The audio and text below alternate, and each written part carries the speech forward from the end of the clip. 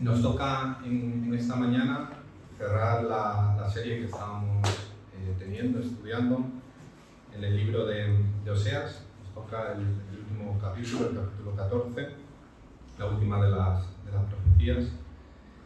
Y he titulado el mensaje que tenemos en esta mañana de la siguiente manera: Tu Señor te llama. Un breve repaso, sobre todo para las personas que nos visitan o que vienen después de mucho tiempo, como Sergio.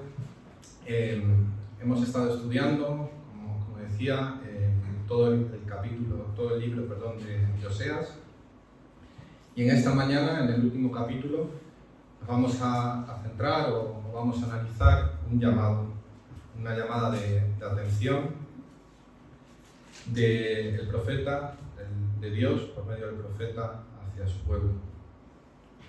En esta mañana vamos a ver en este capítulo cómo Dios ha amado a su pueblo, cómo lo sigue amando y cómo le está llamando a que reaccione, cómo le está llamando a una reflexión. Durante toda la serie que hemos tenido, hemos descubierto, hemos estudiado que el libro de Oseas, podríamos decir que es una gran ilustración de amor, y no de cualquier amor, un amor divino, un amor de Dios hacia su pueblo, a pesar, como hemos estudiado, del pueblo y de su actitud en muchas ocasiones. Oseas veíamos que profetizó aproximadamente desde el año 750 a.C. y analizábamos también cómo su mensaje se dirigió mayoritariamente al Reino del Norte, también llamado, como hemos estado viendo, Efraín e Israel. Israel analizamos también que después de la división del reino se caracterizó precisamente por tener gobernantes, o precisamente por no tener gobernantes que hicieran lo recto delante de los ojos de Dios. Es más, hemos estado estudiando cómo estábamos en medio de una época de decadencia moral. Estuvimos analizando en muchos capítulos en contexto de violaciones, sacrificios, abusos, falta de honestidad, falta de verdad. En definitiva, un calco, veíamos hace un par de semanas, de la sociedad actual. Tampoco tenemos que irnos mucho más lejos. Hemos estado estudiando durante toda la serie cómo la propia vida del profeta, la propia vida de Oseas, es una parábola para nosotros, una historia que nos muestra un amor que no podemos entender, un amor, el amor más glorioso que podemos imaginar. También hemos visto cómo a su vez la historia del profeta nos muestra una ofensa mucho más impactante o mucho mayor que la de una simple mujer que abandona a su marido. La vida de Oseas, en definitiva, podríamos decir que es la representación del amor de Cristo por aquellos que quiere salvar, el amor de Cristo por ti y por mí y por su pueblo. Analizábamos también, y perdonad que me extiendo un poquito en el resumen, que el pueblo de Dios había dado la espalda completamente a Dios y había decidido ir en pos de otros dioses, lo que denominábamos que era entregarse a la idolatría. Y este pueblo, en definitiva, representó durante mucho tiempo lo que es la humanidad, y no debemos olvidar que la humanidad fue creada, fuimos creados para la gloria de Dios. Dice Romanos que cada uno de nosotros ha rechazado su gloria y hemos decidido vivir para nosotros mismos.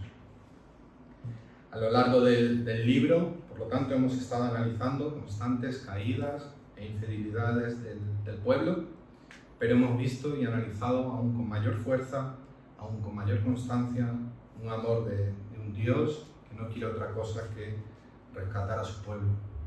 Pueblo sumergido en el pecado. Un Dios que sigue luchando por ti y por mí, aún y a pesar de nosotros, y a pesar de nuestro pecado. Durante todo el libro, y permitidme las referencias, he querido resumir atendiendo a tres realidades que tenemos en nuestra sociedad. Podríamos decir que el libro de Oseas, si nos vamos al mundo de la música, es una melodía llena de amor para nuestras vidas. Si nos vamos al sector de la literatura, podríamos decir que es un relato lleno de pasión para nosotros. Y si nos vamos al mundo del arte, podríamos decir que se trata de un trazo incondicional del amor de Dios. El libro de Oseas, en resumen, y podríamos quedarnos con esta idea a pesar de no haber visto la serie, aunque la tenéis disponible con los vídeos que nos graba Daniel. Podemos decir que el libro de Oseas nos muestra una gracia de Dios que no podemos entender, que no podemos explicar. En la referencia al cine, que no me podía faltar, es una gracia inevitable, como decía, creo que era Thanos en Marvel. Vamos a leer el pasaje que tenemos para hoy. Se encuentra en el capítulo 14, es el capítulo entero, son 9 versículos. Si alguien con voz fuerte quiere leerlo, por favor.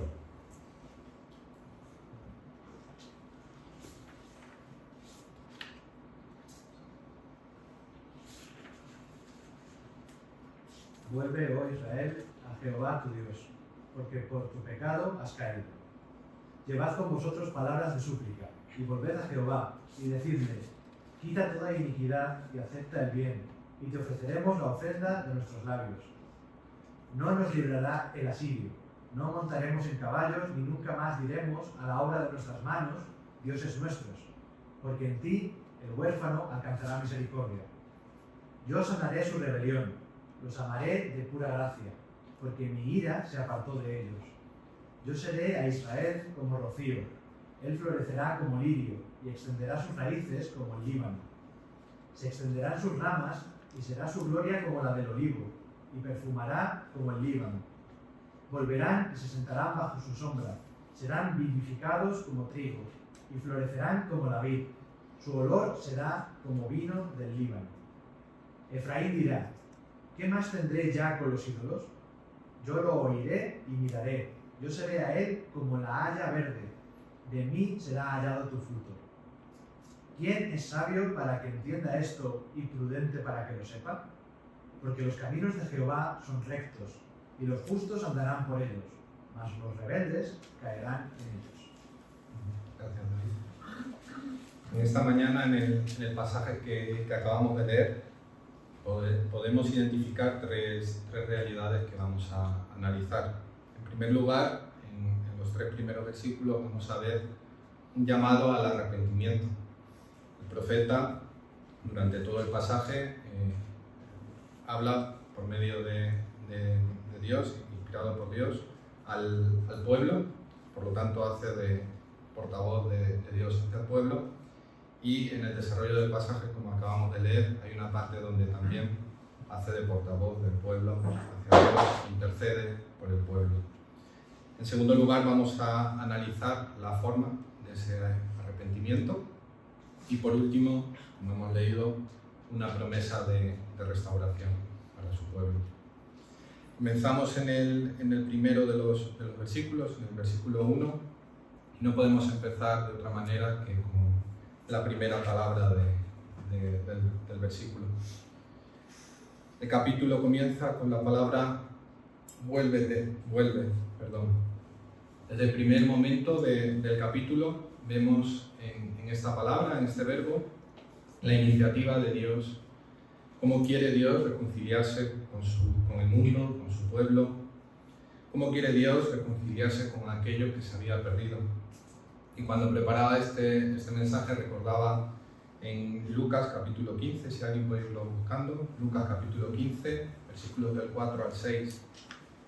El Señor deja las 99 y va por mí, va por ti, va por su pueblo. Lucas capítulo 15, versículos del 4 al 6, ¿qué dice? ¿Qué hombre de vosotros, teniendo 100 ovejas, si pierde una de ellas, no deja las 99 en el desierto y va tras la que se perdió hasta encontrarla? Y cuando la encuentra, la pone sobre sus hombros gozosos. ¿Es esta bien?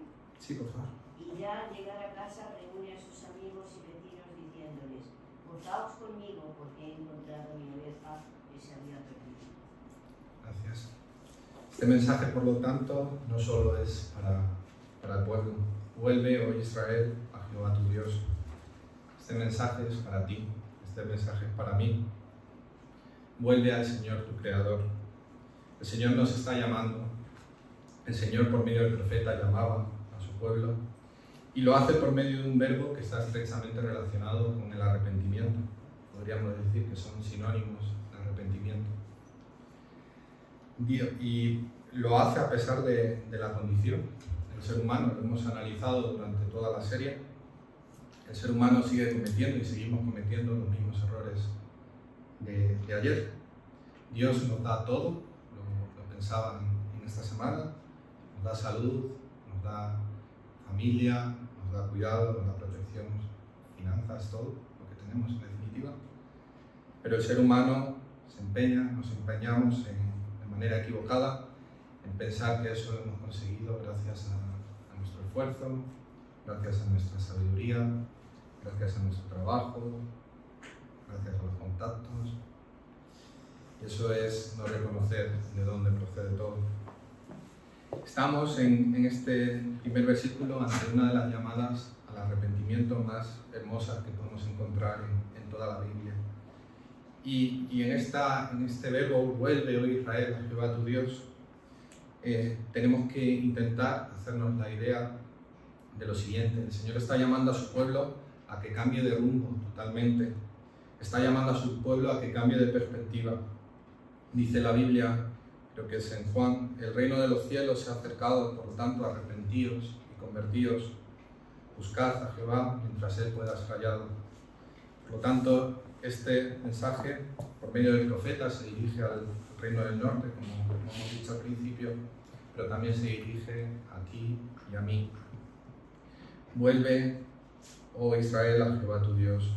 Pueblo, iglesia, Dani, Jesús, Samuel, volved a Dios. ¿Y de qué tienen que volver? Nos estaremos preguntando. Sigue diciendo el primer versículo: porque por tu pecado has caído. Hemos dicho que volver está estrechamente relacionado con arrepentirse. ¿De qué tienen que volver? ¿De qué tienen que arrepentirse? No es de otra cosa que del pecado. Y el pecado es universal, lo tenemos todos. Todos nosotros hemos sido o somos como el pueblo de Israel, como Gomer. Hemos decidido ir en pos de otros dioses. Comenzaba esta mañana diciendo que no hay que irse muy lejos para ver en la sociedad todo lo que hemos descrito antes. Si alguien puede buscar Romanos capítulo 3, versículos del 9 al 12.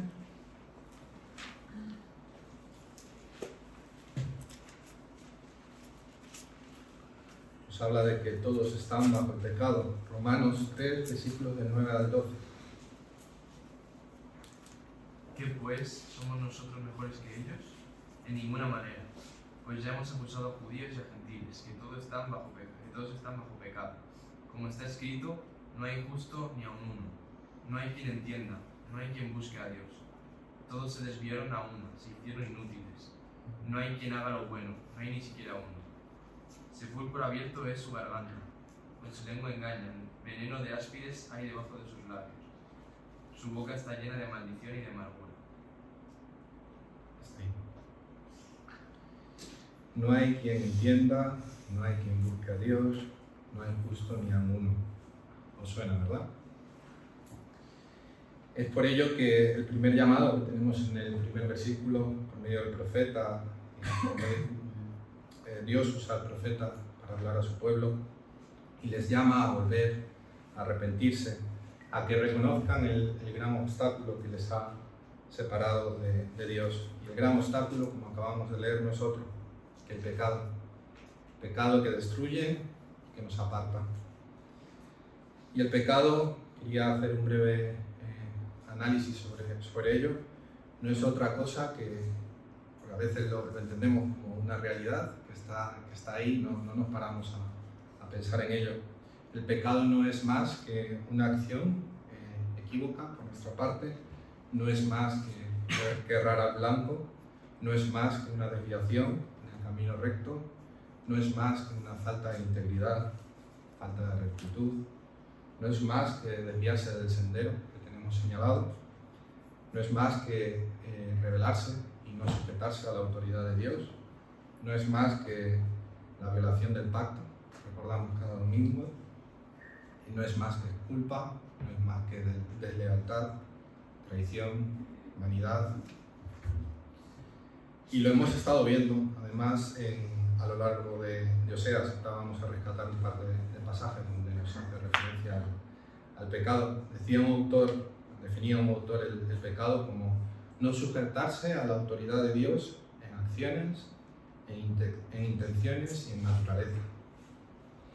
Decía Oseas 4, capítulo 2, Oseas 4, capítulo 2, dice: perjurar, mentir, matar, hurtar y adulterar prevalecen, y homicidio tras homicidio se suceden, no tomando en cuenta a Dios, como estudiábamos en ese capítulo, en esa serie cuando nos tocó. No es el único llamado al arrepentimiento que tenemos en todo el libro. Si me acompañáis a Oseas capítulo 6, si alguien puede leer Oseas 6, versículos del 1 al 2.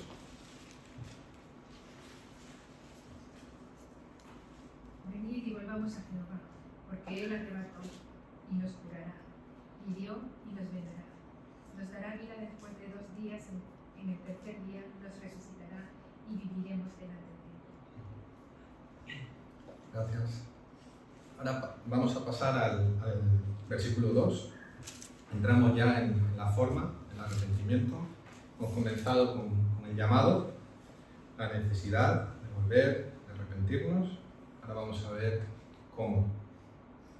Versículo 2 dice: llevad con vosotros palabras de súplica y volved a Jehová y decidle: quita toda iniquidad y acepta el bien, y te ofreceremos la ofrenda de nuestros labios.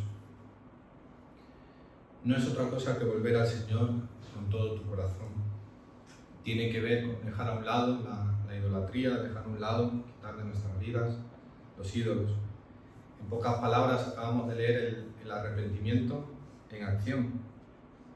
El Señor, por medio del profeta, en el versículo 2, pide a su pueblo acciones concretas, a su pueblo y a nosotros. Nos pide, de forma resumida, volver a Él confesando nuestra necesidad de Él. Y no es la única referencia que tenemos en las Escrituras a confesar con tu boca. Recordad lo que dice en Romanos 9. En hebreo, de hecho, la palabra usada para el verbo quitar, cuando dice quita toda iniquidad, es semejante a perdóname o renuévame. Está relacionado con levantar, sacar, arrancar nuestro pecado de raíz. Y esta precisamente es una característica de una vida arrepentida. Como sabéis, una vida arrepentida aborrece el pecado. Una vida arrepentida no vuelve al pecado. Dice la Biblia también en otro pasaje: aquí el Cordero de Dios que quita el pecado del mundo. Sobre la cruz, que recordamos cada domingo, cayeron mis mentiras, tus mentiras, cayeron mis rebeliones, mis deslealtades. Acabamos de leer en el versículo 2 el mensaje del Evangelio de forma resumida. Por medio del profeta, Dios le viene a decir al pueblo: en Cristo, en su muerte, en su resurrección, hubo sustituto para nuestra transgresión. Versículo 3: no nos librará el asirio, no montaremos en caballos, ni nunca más diremos a la obra de nuestras manos: dioses nuestros, porque en ti, el huérfano, alcanzará misericordia. Y es que el arrepentimiento, y hablábamos esta mañana de ello en varias de las lecturas que hemos tenido, se muestra en fe, no de otra manera. El pueblo de Israel, estudiamos durante todo el libro, confiaba en lo material, confiaba en dioses paganos, confiaba en sus alianzas, confiaba en sus vecinos, en sus acuerdos comerciales, confiaba en que Asiria los iba a salvar. Y aquí el profeta viene a decir que ni el gran ejército que tenían, ni sus vecinos, ni sus dioses, nada de eso salva. En nada de eso debemos confiar. Me preguntaba cuando preparaba este mensaje, ¿en qué está puesta nuestra confianza? Cada uno reflexione. Por medio del profeta, Dios nos está diciendo en el versículo 3 que no confiaremos ni debemos confiar en nada ni en nadie más. La fe que salva, y la única fe que salva, es confesar a Jesús como único Señor y Salvador en nuestras vidas. Y cuando el hombre se arrepiente, confía en Dios y entrega su corazón, ya no confía en sus riquezas, en sus apoyos, en sus fuerzas, en sus acuerdos, en su sabiduría. Y igual que el versículo 3 es un llamado al pueblo, al arrepentimiento, al volver a la fe, a confiar únicamente en Dios, el llamado en esta mañana es para cada uno de nosotros. El llamado en esta mañana es que te entregues al Señor, que te deposites ante Él, que entreguemos nuestra vida ante Él, que confiemos en Él. Dios quiere que confiemos en Él.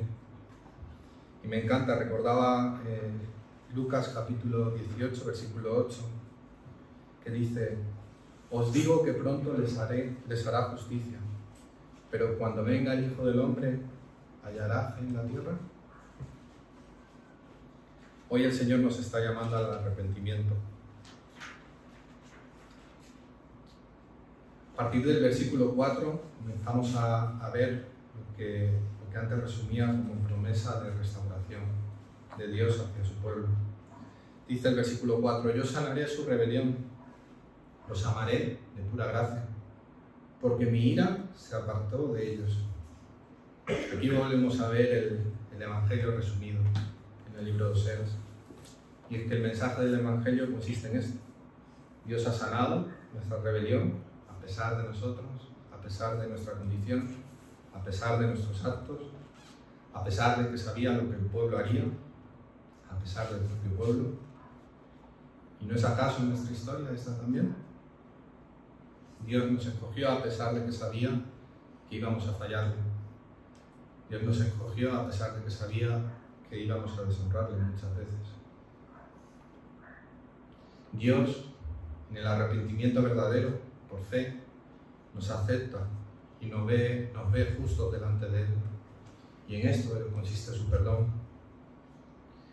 El perdón de Dios cancela nuestra deuda totalmente. Y esta es la justicia de Dios. Si alguien puede buscar Efesios capítulo 2, versículos del 4 al 7.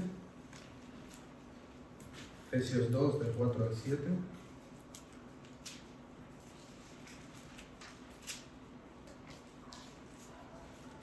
Pero Dios, que es rico en misericordia, por su gran amor con que nos amó, aun estando nosotros muertos en pecado, nos dio vida juntamente con Cristo. Por gracia sois salvos. Hasta el 7, por favor. Y juntamente con Él nos resucitó, y asimismo nos hizo sentar en los lugares celestiales con Cristo Jesús, para mostrar en los siglos venideros las abundantes riquezas de su gracia en su bondad para con nosotros en Cristo Jesús. Porque por gracia sois salvos, por medio de la fe, y esto no es de vosotros, pues es un don de Dios, no por obras, para que nadie se gloríe. Gracias. Dios nos está hablando, y está hablando a su pueblo como un juez. Dios está hablando de un perdón que está lleno de amor, de misericordia, como acabamos de leer, de gracia. No estamos hablando de otra cosa que de pura gracia. No había nada en su pueblo, no había nada en nosotros que nos hiciera merecedores de ese perdón, de esa gracia. Y lo hemos visto también a lo largo de la serie. Si repasamos Oseas capítulo 3, versículo 1, dice el Señor. Me dijo otra vez Jehová, por medio del profeta, perdón. Me dijo otra vez Jehová, ve, ama a una mujer amada de su compañero, aunque adúltera, como el amor de Jehová para con los hijos de Israel, los cuales miran a dioses ajenos y aman tortas de pasas. Oseas, capítulo 11, versículos del 1 al 3, también estudiamos. Cuando Israel era muchacho, yo lo amé, y de Egipto llamé a mi hijo. Cuanto más yo los llamaba, tanto más se alejaban de mí. A los Baales sacrificaban, y a los ídolos ofrecían sahumerios. Yo con todo eso enseñaba a andar al mismo Efraín, tomándole de los brazos, y no conoció que yo le cuidaba. Con cuerdas humanas los atraje, con cuerdas de amor, y fui para ellos como los que alzan el yugo de sobre su cerviz, y puse delante de ellos la comida. Por esto el Señor envió a su único Hijo, no porque lo merecíamos. Lo hizo por amor, como sabéis, lo hizo por pura gracia. Y Dios no ve la rebelión de su pueblo, nuestra rebelión,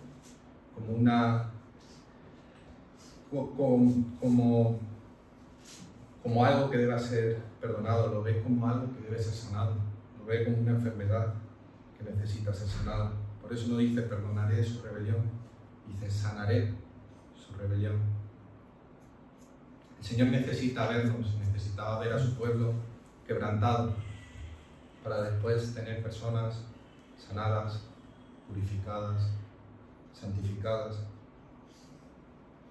Dios en este pasaje está mostrando a su pueblo qué tan grande es su perdón, qué tan grande es su amor, qué tan grande es su misericordia. Versículo 5. Yo seré a Israel como rocío. Él florecerá como lirio y extenderá sus raíces como el Líbano. Aquí comenzamos con las referencias a la naturaleza. También lo hemos visto a lo largo de toda la serie. Referencias al mundo del campo. Y ahora vamos a ver en las referencias de las semejanzas con la naturaleza, cómo el profeta explica al pueblo la gracia del Señor. Sería Israel como rocío, él florecerá como lirio y extenderá sus raíces como el Líbano. En definitiva, volverán a crecer. No serán como una planta muerta que ha perdido su belleza. Se extenderán, se asentarán como los cedros del Líbano, según otras versiones.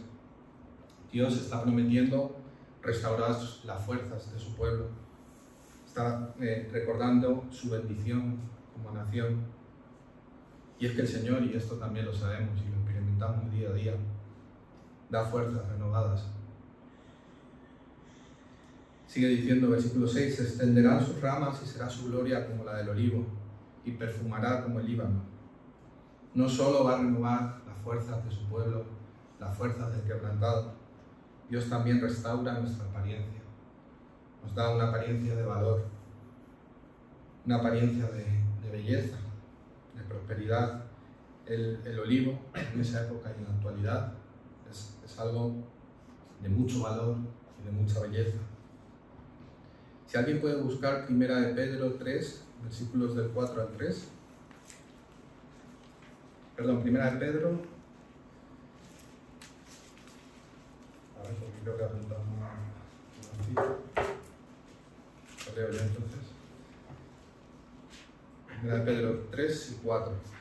Supongo que es el versículo del capítulo 1.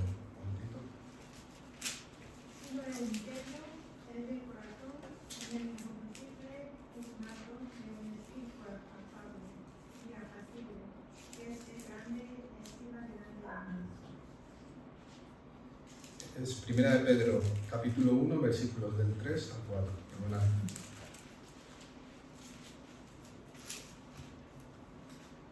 Bendito es Dios y Padre de nuestro Señor Jesucristo, que según su gran misericordia nos hizo renacer para una esperanza viva, por la resurrección de Jesucristo de los muertos, para una herencia incorruptible, incontaminada e inmarcesible, reservada en los cielos para vosotros.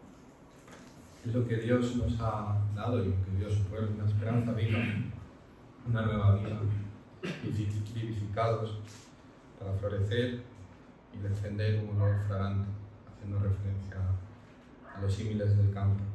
Dice el versículo 7, volverán y se sentarán bajo su sombra, serán vivificados como trigo y florecerán como la vid. Su olor será como de vino del Líbano. Versículo 8, Efraín dirá, ¿qué más tendré yo con los ídolos? Yo lo oiré y miraré. Yo seré a él como la haya verde, de mí será hallado tu fruto. Dios está recordándoles en este versículo acerca de su identidad. Les está diciendo a su pueblo, yo soy tu Dios, yo soy tu Padre, y solo en mí encontrarás fruto. Sin mí, sin Él, no somos nada. Dios quiere nuevamente a un Israel renovado, libre de ídolos, libre de todo el contexto que veíamos anteriormente. Dios nos está llamando también a nosotros a confiar en Él, a ser un pueblo renovado, llenos de fuerza, llenos de vida, restaurados en fuerzas, en apariencia. Cuando Dios sana a su pueblo de la rebelión, produce frutos abundantes y maravillosos. Y no es otra cosa que hablar de gracia y misericordia al máximo, por medio de una nueva vida y una nueva identidad, por medio de la cruz. Y para ello no tenemos que hacer otra cosa que reconocer nuestros pecados, confesarlos y venir arrepentidos delante de Él. Me llamó la atención la referencia en el versículo 8. Yo seré a Él como la haya verde. Hace referencia a un ciprés, que precisamente era en la mitología pagana, era un referente hacia el dios Baal, hacia los sacrificios que hacían del dios Baal. Y Dios usa precisamente un simbolismo que para ellos en el pasado había sido, estaba relacionado con el paganismo, y lo usa para ver y para mostrarles que por medio de él es que haya fruto. Versículo 9. ¿Quién es sabio para que entienda esto y prudente para que lo sepa? Porque los caminos de Jehová son rectos, y los justos andarán por ellos, mas los rebeldes caerán en ellos. Nos está hablando de restauración total y completa. Dios vuelve a mostrar una disposición favorable para perdonar toda nuestra iniquidad y convertir en fruto aquello que se encontraba perdido. Dice, ¿quién es sabio? ¿Quién es prudente? Persona prudente y sabia será aquella que entienda que los caminos de Jehová son rectos. Entienda todo lo que hemos estado diciendo en esta mañana y que vamos a resumir a continuación. Dios nos ofrece la oportunidad, igual que a su pueblo, de recibir restauración, recibir perdón, de disfrutar de su amor. Dios quiere santificarnos en el proceso, Dios quiere restaurarnos y nos vuelve a llamar a cada uno de nosotros, como iglesia, como familias, como personas. Vuélvete al Señor. Y lo he intentado resumir en 4 puntos. En primer lugar, Dios nos está llamando y está llamando a su pueblo a quebrantarnos. Nos está llamando a que le pidamos que muestre nuestros pecados. Y hablábamos de eso también antes en el versículo que nos han preparado. Dejemos que el Señor haga con nosotros lo que hizo con Israel. Los quebrantaba, les mostraba su pecado, con un único fin: levantarlos, arrancar de raíz su pecado. Pero no solo es suficiente con pedirle al Señor que nos muestre nuestros pecados. La segunda cosa necesaria es arrepentirnos por nuestros pecados. El Señor nos pide que nos arrepintamos. Tenemos que reconocer delante de Él que necesitamos ser sanados de nuestra rebelión. Necesitamos que Él restaure nuestra relación con Él. Necesitamos apartarnos de la idolatría. La idolatría lo hemos analizado muchas veces. La idolatría no es más que todo aquello que nos aparta del Señor y de vivir para el Señor. No solo con esto es suficiente. Debemos pedirle que nos muestre nuestros pecados, debemos pedir quebrantados y arrepentidos, pero tenemos que estar dispuestos a escuchar a Dios y lo que Él quiere decirnos en ese proceso de arrepentimiento, en esa nueva vida. Este es el último punto. Nos ha prometido una nueva vida, una nueva vida que hay en Cristo. Y aquí es donde nosotros tenemos que ser los cristianos que debemos ser y poner en práctica las cosas que el Señor nos ha demandado, nos ha enseñado y sigue demandándonos a día de hoy. Dice 1 de Pedro, capítulo 1, en la continuación de lo que acabamos de leer. Hemos leído hasta el versículo 4. 1 de Pedro, capítulo 1, vamos a comenzar del versículo 4 hasta el 8. Dice: para una herencia incorruptible, incontaminada e inmarcesible, reservada en los cielos para vosotros. Vosotros que sois guardados por el poder de Dios mediante la fe, para alcanzar la salvación que está preparada para ser manifestada en el tiempo postrero, en lo cual vosotros os alegráis, aunque ahora, por un poco de tiempo, si es necesario, tengáis que ser afligidos en diversas pruebas. También hablábamos de pruebas en esta mañana. Para que sometida a prueba vuestra fe, mucho más preciosa que el oro, el cual, aunque perecedero, se prueba con fuego, sea hallada en alabanza, gloria y honra cuando sea manifestado Jesucristo, a quien amáis sin haberle visto, en quien creyendo, aunque ahora no lo veáis, os alegráis con gozo inefable y glorioso. También hemos hablado de gozo en esta mañana, obteniendo el fin de vuestra fe, que es la salvación de vuestras almas. Vamos a dar gracias al Señor por su palabra. Sí, Señor, te damos gracias en esta mañana por tu cuidado de nosotros, Señor. Gracias por tu palabra, porque tú nos has mostrado una gracia, un amor que no podemos entender, que no podemos explicar, Señor. Solo podemos agradecértelo, Padre. Gracias porque sigues trabajando en cada una de nuestras vidas. Gracias porque a pesar de nosotros, a pesar de nuestra condición, a pesar de nuestras acciones, a pesar de nuestro pecado, tú, Señor, nos llamas y nos amas, Señor, y nos estás llamando en esta mañana a reconocer nuestros pecados, a arrepentirnos, Señor, a buscar tu sanidad, tu restauración, Padre, y a comenzar de nuevo a andar contigo, Padre. Te pedimos que tú obres en cada uno de nosotros. Tú conoces nuestra vida, conoces nuestra condición, Señor. Te pedimos por esta iglesia también, Padre. Gracias por esta serie que nos has permitido tener durante muchas semanas. Gracias por los hermanos que han reservado parte de su tiempo para estudiar y en amor hacia la congregación han preparado los mensajes, Señor, que tú has puesto en su corazón, Señor. Ayúdanos a retener todo aquello que tenías para nosotros. Ayúdanos a buscar en ti la renovación de la iglesia, de nuestras relaciones contigo, Señor, por medio de la cruz. Pedimos que tú ahora nos acompañes, que bendigas también el culto que vamos a tener en esta tarde, Padre, y nos cuides en esta semana. En el nombre de Jesús, tu Hijo amado.